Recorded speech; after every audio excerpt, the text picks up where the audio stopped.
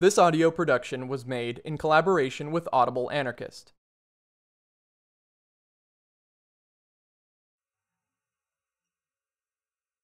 Does work really work? L. Susan Brown. One of the first questions people often ask when they are introduced to one another in our society is, "What do you do?" This is more than just polite small talk. It is an indication of the immense importance work has for us. Work gives us a place in the world. It is our identity, it defines us, and, ultimately, it confines us. Witness the psychic dislocation when we lose our jobs, when we are fired, laid off, forced to retire, or when we fail to get the job we applied for in the first place. An unemployed person is defined not in positive but in negative terms. To be unemployed is to lack work. To lack work is to be socially and economically marginalized. To answer nothing to the question, "What do you do?" is emotionally difficult and socially unacceptable.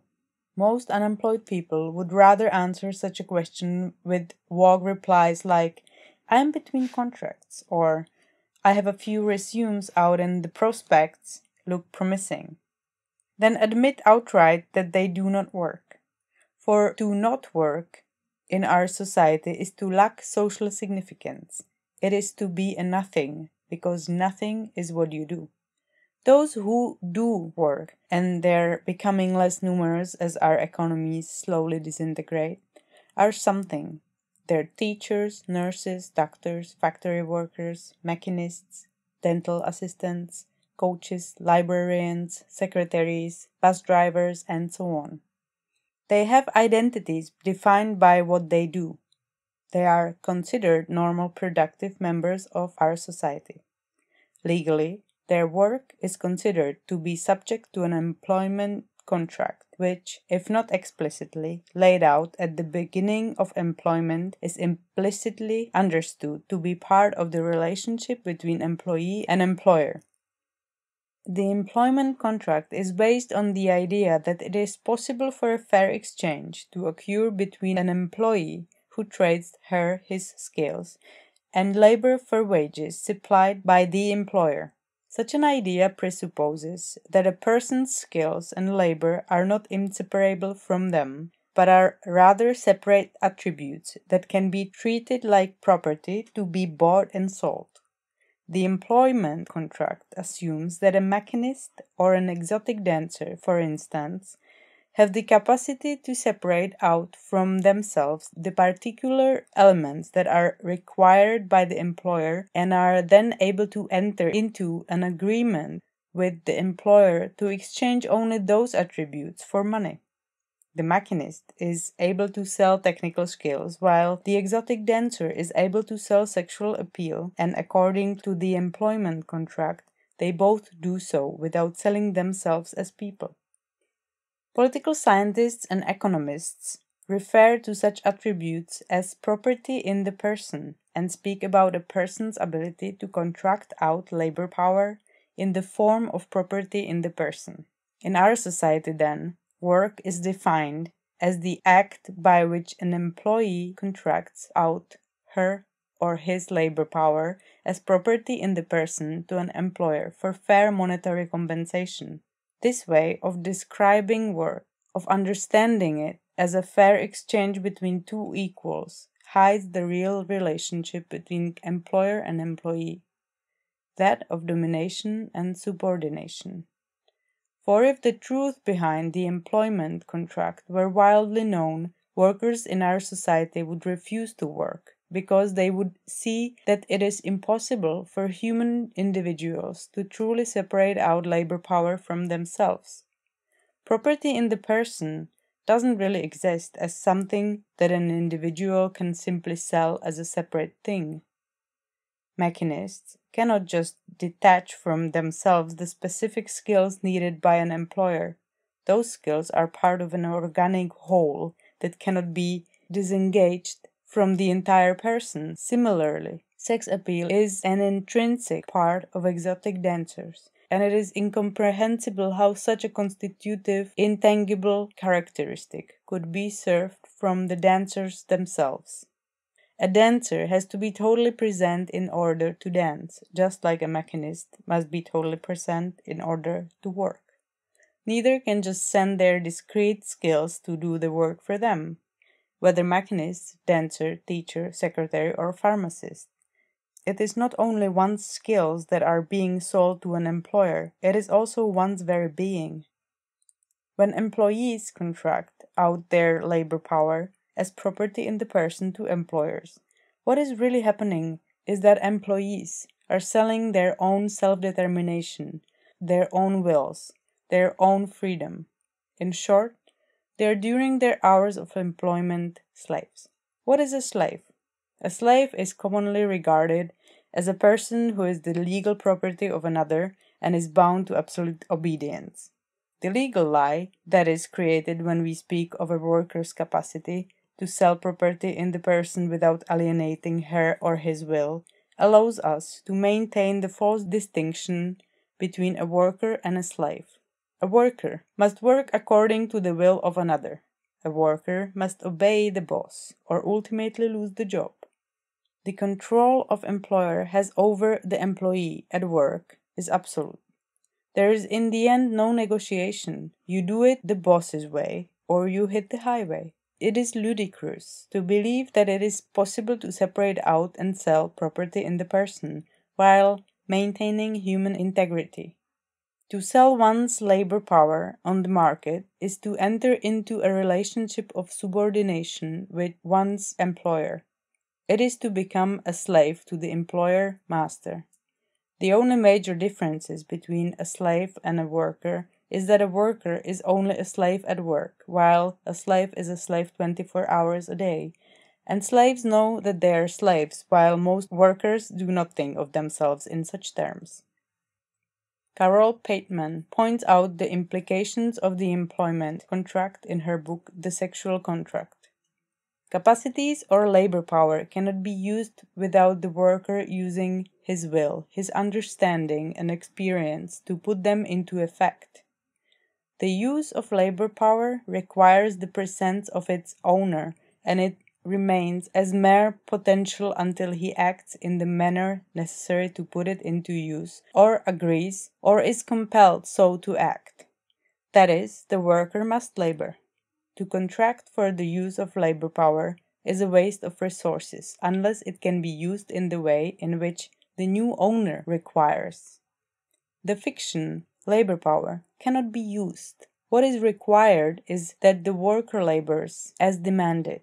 The employment contract must therefore create a relationship of command and obedience between employer and worker.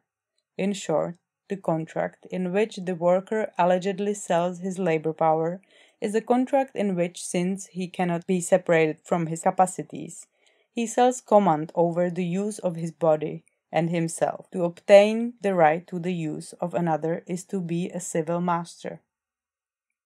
Terms like master and slave are not often used when describing the employment contract within capitalist market relations.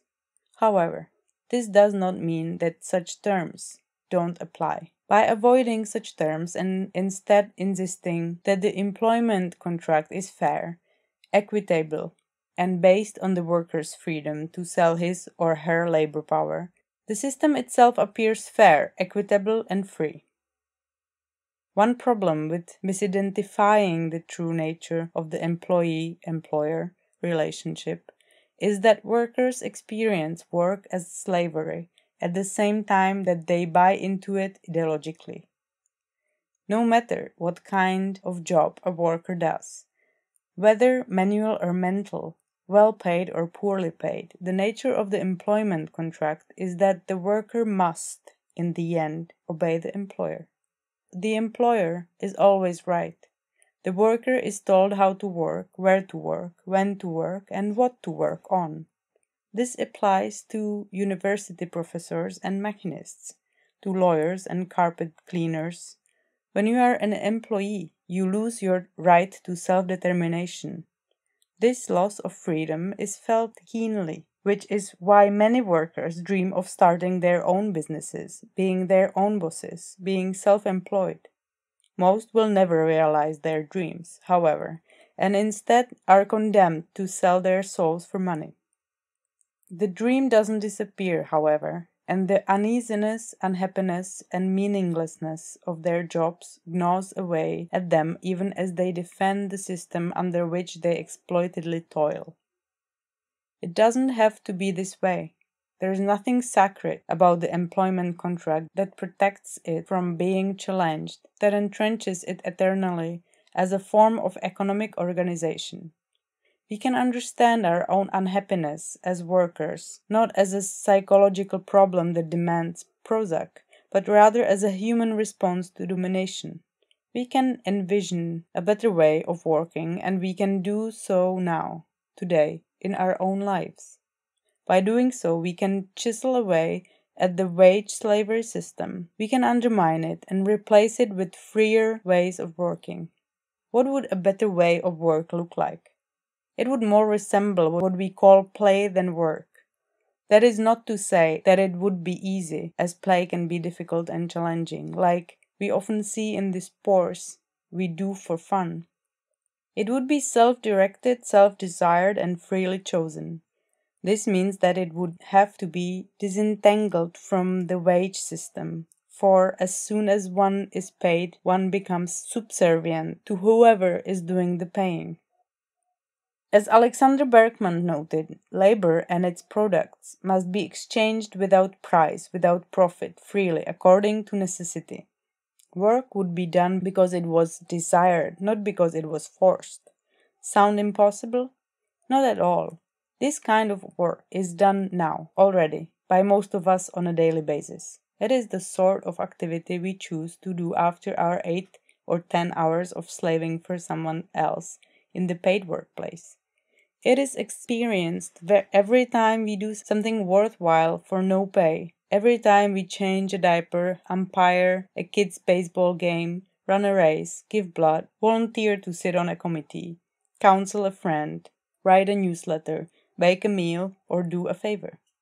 We take part in this underground free economy when we coach, tutor, teach, build, dance, babysit, write a poem, or program a computer without getting paid.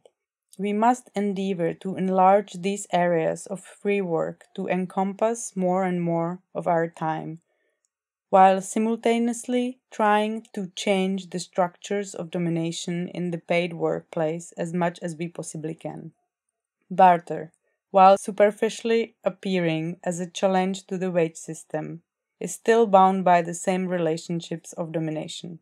To say that I will paint your whole house if you will cook my meals for a month places each of us into a situation of relinquishing our own self-determination for the duration of the exchange. For I must paint your house to your satisfaction, and you must make my meals to my satisfaction, thereby destroying for each of us the self-directed, creative spontaneity necessary for the free expression of will. Barter also conjures up the problem of figuring out how much of my time is worth how much of your time, that is, what the value of our work is, in order that the exchange is fair and equal. Alexander Berkman posed this problem as the question, why not give each according to the value of his work? To which he answers, because there is no way by which value can be measured. Value is what a thing is worth. What a thing is worth, no one can really tell. Political economists generally claim that the value of a commodity is the amount of labor required to produce it, of socially necessary labor, as Marx says. But evidently it is not a just standard of measurement. Suppose the carpenter worked 3 hours to make a kitchen chair, while the surgeon took only half an hour to perform an operation that saved your life. If the amount of labor used determines value, then the chair is worth more than your life. Obvious nonsense, of course. Even if you should count in the years of study and practice the surgeon needed to make him capable of performing the operation, how are you going to decide what an hour of operating is worth? The carpenter and mason also had to be trained before they could do their work properly, but you don't figure in those years of apprenticeship when you contract for some work with them.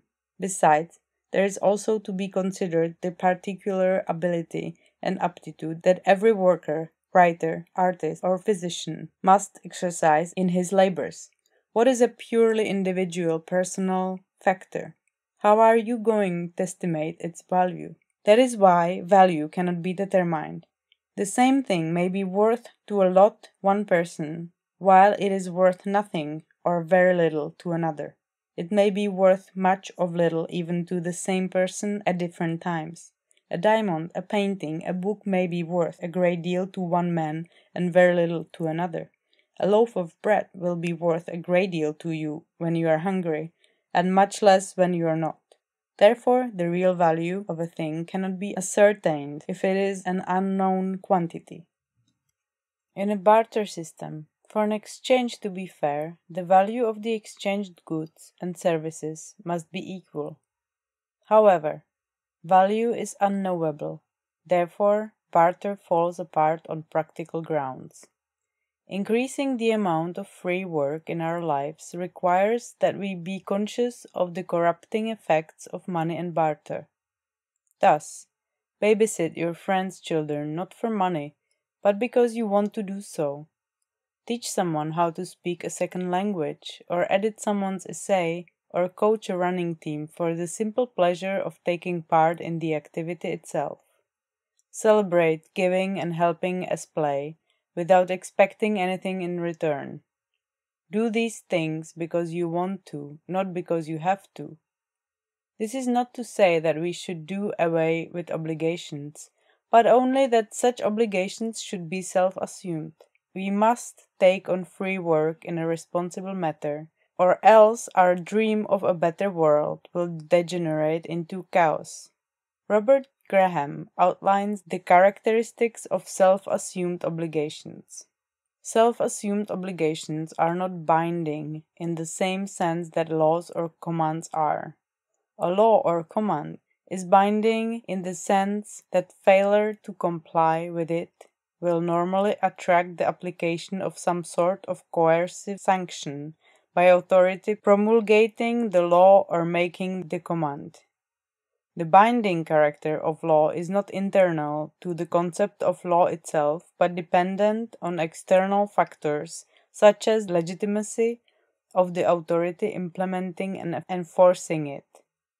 A promise, unlike a law, is not enforced by the person making it. The content of the obligation is defined by the person assuming it, not by an external authority.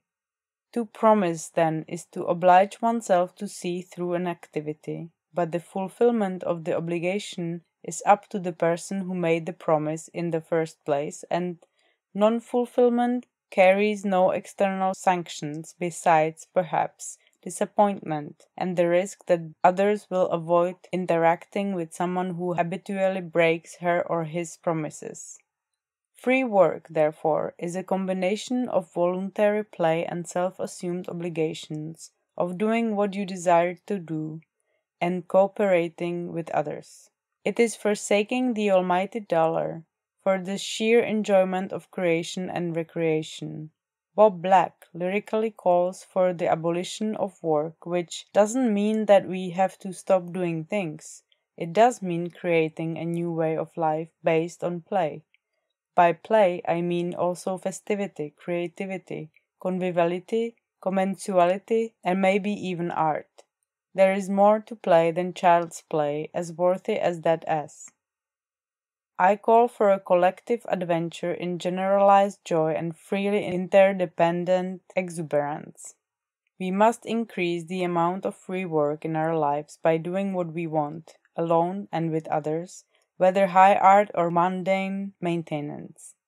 We need to tear ourselves away from drinking in strict exchange terms. I will do this for you if you will do that for me. Even outside our formal work hours, the philosophy of contract and exchange permeates our ways of interacting with others. This is evident when we do a favor for someone, more often than not, People feel uncomfortable unless they can return the favor in some way, give tit for tat. We must resist this sense of having to exchange favors. Instead, we need to be and act in ways that affirm our own desires and inclinations.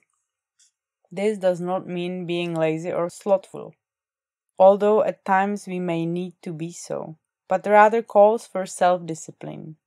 Free work actually demands a great deal of self-discipline, as there is no external force making us work, but only our own internal desire to partake in an activity that motivates our participation. While we move towards a freer world by consciously affirming free work outside the marketplace, we can also make a difference during those hours when we are paid to work. Being conscious of the fact that when we are selling our labor, we are actually selling ourselves gives us self-awareness. Such self-awareness is empowering as the first step to changing one's condition in understanding the true nature of that condition. Through this understanding, we can develop strategies for challenging the slave wage system. For instance, every time we ignore the boss and do what we want, we create a mini revolution in the workplace. Every time we sneak a moment of pleasure at work, we damage the system of wage slavery. Every time we undermine the hierarchical structure of decision-making in the workplace, we gain a taste of our own self-worth. These challenges can come from below or from above. Those of us who achieve a measure of power in the workplace can institute structural changes that empower those below, drawing from principles like consensus decision-making and decentralization. For instance, as teachers, we can introduce students to the idea of consensus by using such a method to make major classroom decisions. Those of us who head up committees or task forces can advocate institutional structures, politics, and constitutions that decentralize power. Of course, the wage system is inherently corrupt and unreformable. However, we can make it more bearable while at the same time trying to destroy it. And destroy it we must. If one's identity is based on work, and work is based on the employment contract, and the employment contract is a falsehood, then our very identities have at their foundation a lie. In addition, the labor market is moving towards an ever-increasing exploitative form of work. It is predicted that by the year 2000, 50% of the labor force will be engaged in temp work which is even less self-directed than permanent full-time jobs. Bob Black has it right when he proclaims that no one should ever work. Who knows what kinds of creative activity would be unleashed if only we were free to do what we desired? What sorts of social organizations would we fashion if we were not stifled day in and day out by drudgery? For example, what would a woman's day look like if we abolished the wage system and replaced it with free and voluntary activity? Bob Black argues that by abolishing wage labor and achieving full unemployment, we undermine the sexual division of labor, which is the linchpin of modern sexism. What would a world look like that encouraged people to be creative and self-directed and celebrated enjoyment and fulfillment? What would be the consequences of living in a world where if you met someone new and were asked what you did, you could joyfully reply, this, that, and the other thing, instead of nothing? Such is the world we deserve. This has been a production of Audible Anarchist. You can find more Audible Anarchist on YouTube.